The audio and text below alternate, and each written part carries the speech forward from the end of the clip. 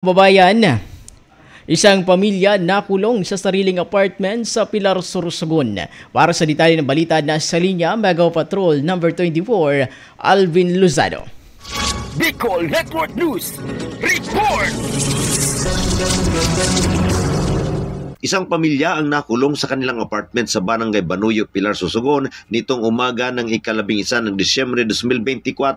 Ayon sa ulat, hindi rin nakapasok sa paaralan ng mga bata dahil sa kanilang pagkakakulong. Isang concerned citizen sa nag-ulat ng insidente sa Wow Smile Radio Pilar matapos makatanggap ng chat mula sa kaibigang humihingi ng tulong at agad namang tumawag ang istasyon sa barangay upang humingi ng assistance.